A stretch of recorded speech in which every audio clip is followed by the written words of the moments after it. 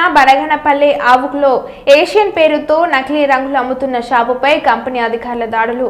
1.50 లక్షల విలువ గల 57 నకిలీ రంగు డబ్బాలు సీజ్. కేసు నమోదు చేసుకుని దర్యాప్తు చేస్తున్న సీఐ మంజునాథ్ రెడ్డి.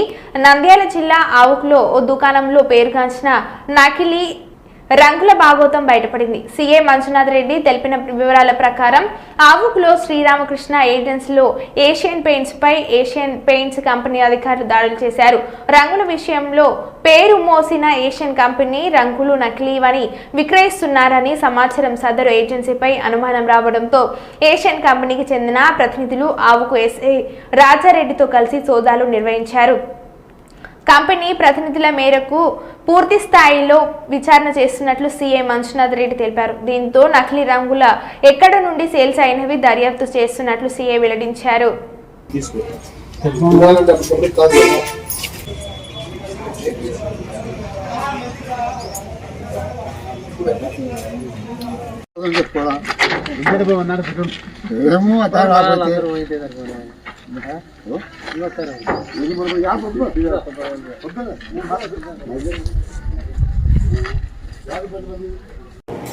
అవును గ్రామంలోని అమ్మవారిశాల వీధిలో రామకృష్ణ ఏజెన్సీస్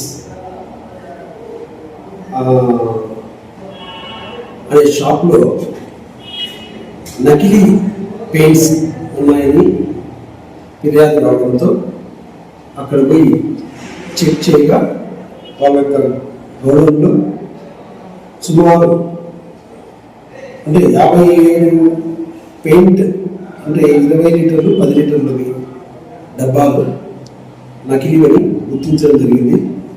దాని మీదట ఒక కేసు రిజిస్టర్ జరిగింది పోలీస్ స్టేషన్లో.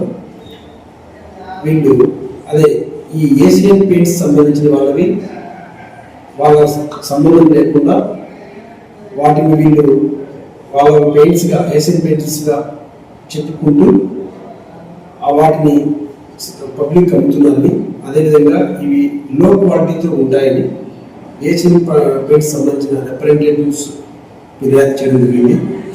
దాని మేరకు అవి సీజ్ చేయడం జరిగింది. వాటిని తర్వాత టెస్టింగ్కి పంపిస్తాం. తెచ్చిన తర్వాత ఆ పిమ్మట దానిపైన తదుపరి చర్యలు తీసుకుంటాం. అదేవిధంగా అవి విచారణ ఉంది. విచారణ భాగంగా అవి ఎలా చేస్తున్నారు అనేది తెలియాల్సి ఉంది. అది తెలిసిన తర్వాత పూర్తి ఇన్వెస్టిగేషన్ కంప్లీట్ చేస్తాం.